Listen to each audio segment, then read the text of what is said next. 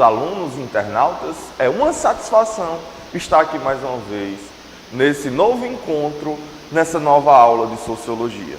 Hoje trataremos do último pensador tradicional da Sociologia, o alemão Max Weber.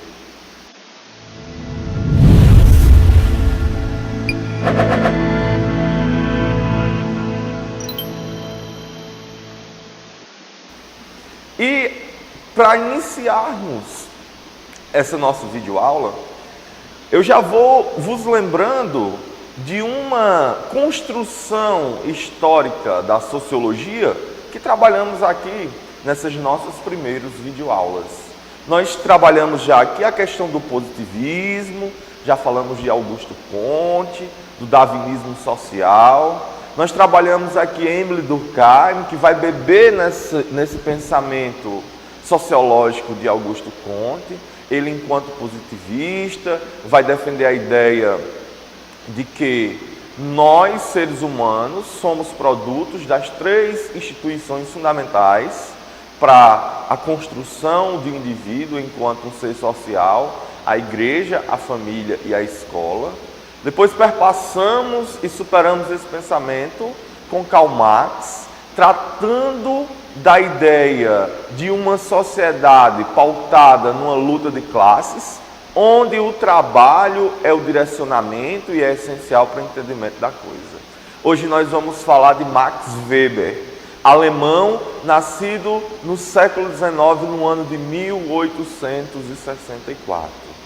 Por que eu estou pontuando a nacionalidade desse pensador, desse sociólogo, Max Weber? Porque nós vamos ter agora uma separação do pensamento sociológico. Nós vamos ter, em primeiro lugar, o pensamento sociológico de uma corrente francesa.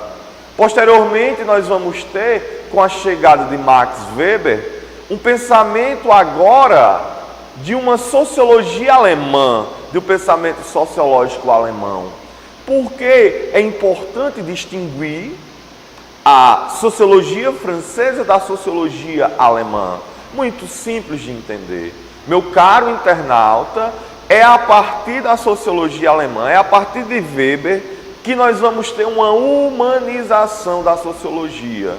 Nós deixamos de lado a cientificação do darwinismo social, uma tentativa de gerar dados, uma tentativa de otimizar, uma tentativa de tornar coerente ou transformar em uma ciência a sociologia. Agora não, nós vamos ter o aparecimento de uma ciência social humana.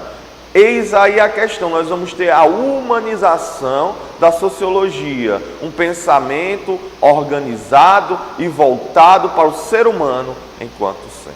Veja só, para iniciarmos o pensamento de Max Weber, nós temos que apresentar a sociedade como um teatro social. Olhe bem aqui, a sociedade como um teatro social.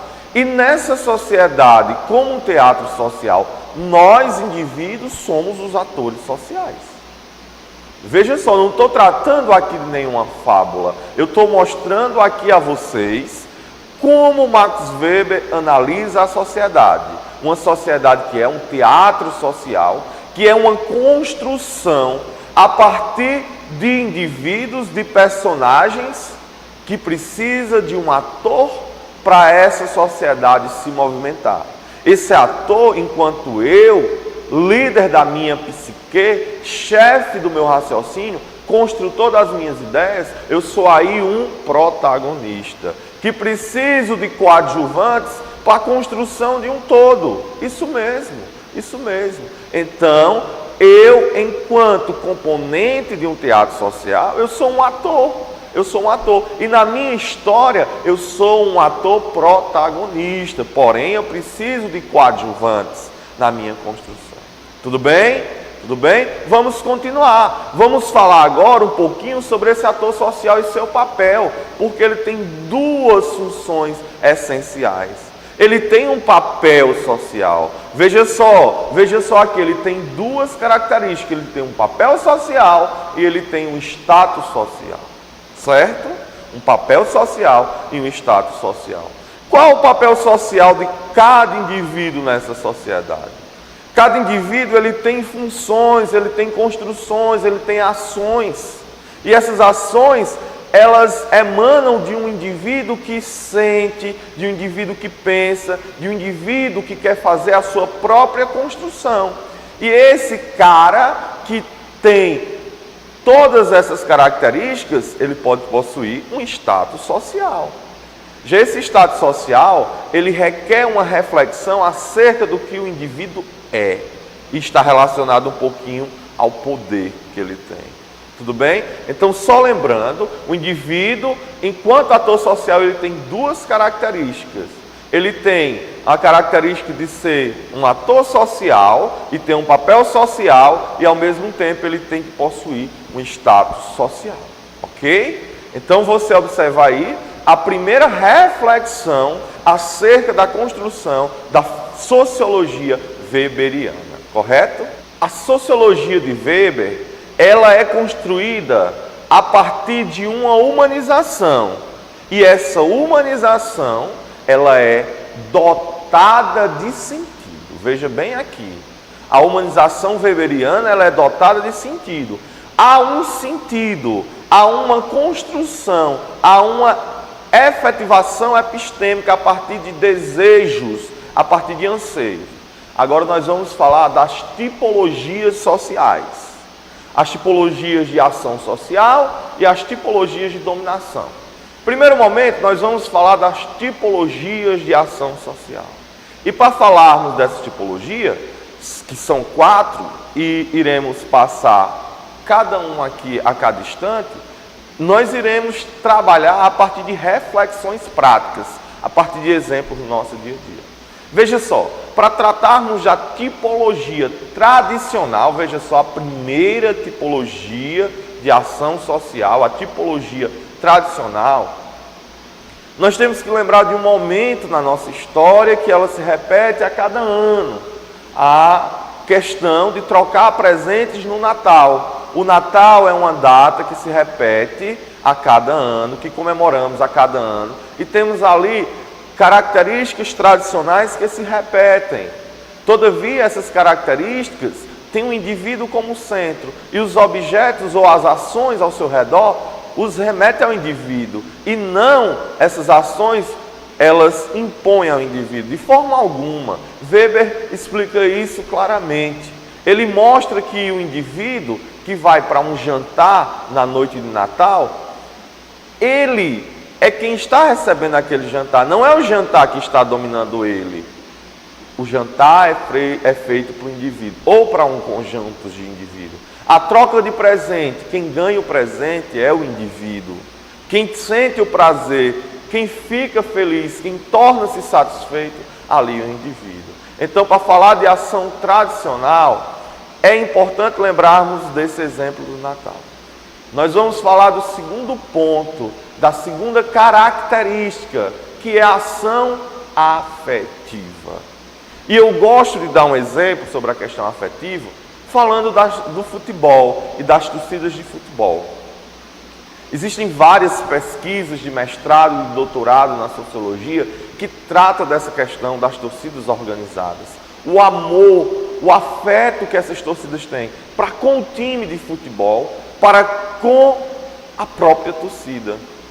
Essas torcidas organizadas que existem em todo o Brasil, de Juazeiro a Fortaleza, a Curitiba, Rio de Janeiro, São Paulo, Belo Horizonte, essas torcidas, elas têm um amor próprio, elas têm um amor à própria torcida e têm um amor ao clube, mas elas esquecem de algo muito maior, que é o sentimento e o carinho entre os pares, entre os atores sociais. E a partir de uma construção afetiva, de amor e de apego, você não olha mais para o outro, você olha para si E nesse olhar para si, você só quer ver a vitória da sua equipe, como se só tivesse uma equipe que tivesse que vencer. Você só quer a sua felicidade e desrespeita a felicidade do outro. A partir disso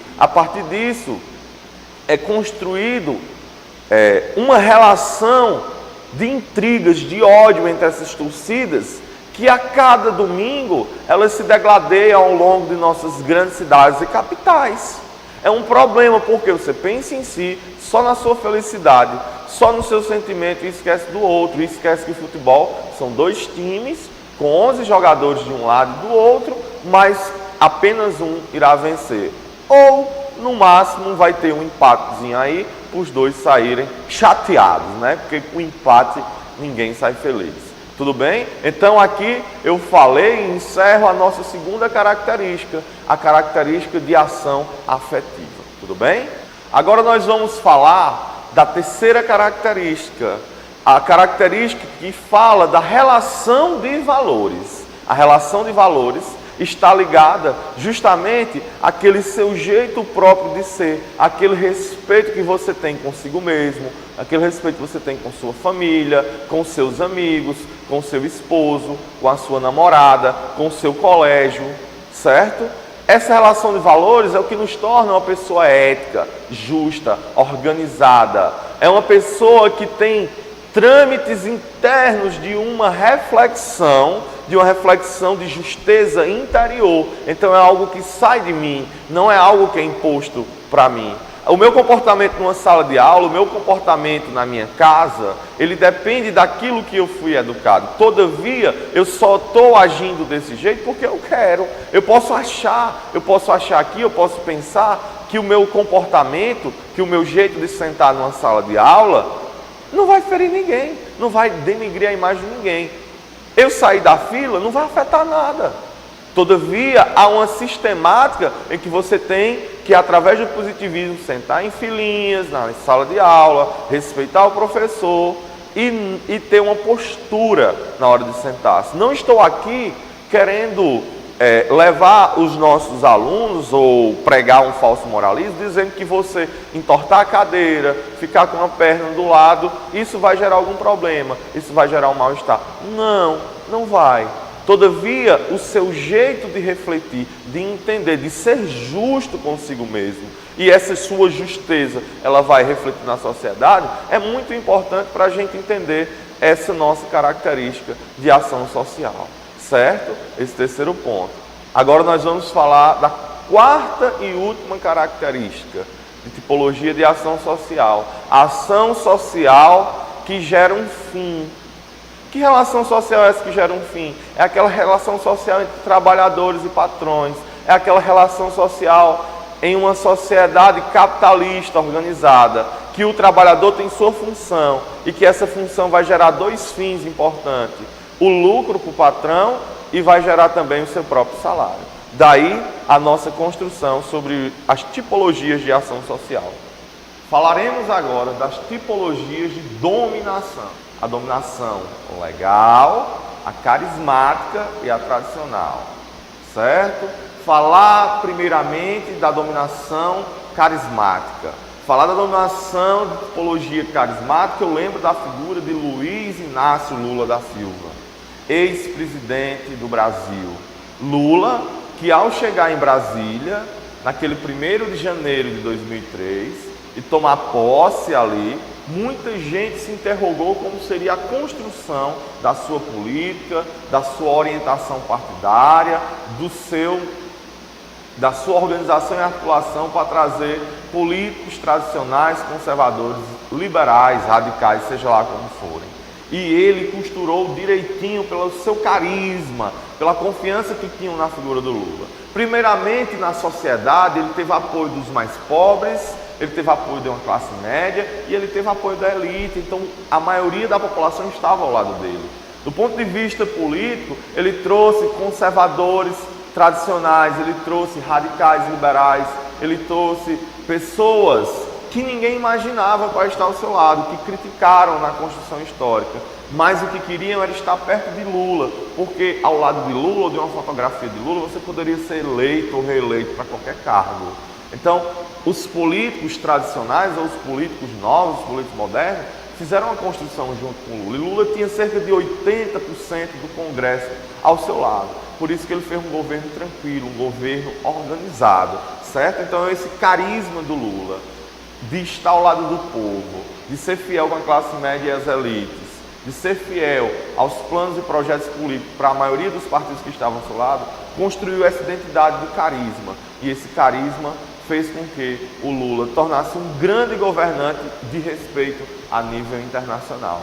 Correto? Outro ponto que nós vamos aqui falar, a segunda característica dessa tipologia de ação de dominação, nós vamos falar aqui da legítima. Se nós estamos falando da legítima e legal, nós estamos falando aqui das leis. As leis que são construídas a partir de um arcabouço jurídico, todavia feita pelo legislativo. E esse legislativo, ele está sentindo o que a população está desejando. Ele busca o que a população está precisando para assim fazer análise e construir essa lei. Então a lei é um tipo de dominação legítima legal. Tudo bem? Por último ponto, nós vamos falar da tipologia de dominação tradicional. Como assim, Jussi? Aquilo que se dá através do respeito, de uma tradição, de uma oralidade, aquilo que nós já chamamos de direito consuetudinário. Não está escrito, mas ele é transmitido pela tradição, através da palavra, através do respeito. Então essa dominação tradicional, eu gosto desse exemplo, o exemplo do direito consuetudinário. E o que vem ser isso, esse direito consuetudinário? Seria justamente aquilo que os mais velhos nos legaram, aquilo que está legado pelos mais velhos que a gente continua fazendo, seja na nossa família, seja na nossa comunidade, no nosso bairro, na nossa cidade. É algo que está posto pela tradição. E nós, enquanto seres humanos viventes nessa sociedade, nós temos que respeitar. Essa ação de dominação, gente, ela é muito parecida com o pensamento da construção durkheimiana. Ela se aproxima do positivismo. Então você tem aí uma construção em que o ser humano é centro, em que ele é um ator social nesse teatro social que existe, apresentado por Weber. Só que temos aí uma aproximação a respeito das tradições, ao respeito das instituições, não deixamos isso solto. Todavia, para Max Weber, o centro da sociologia é o ser humano. Aqui encerra essa videoaula, nos deixa um forte abraço e até a vitória.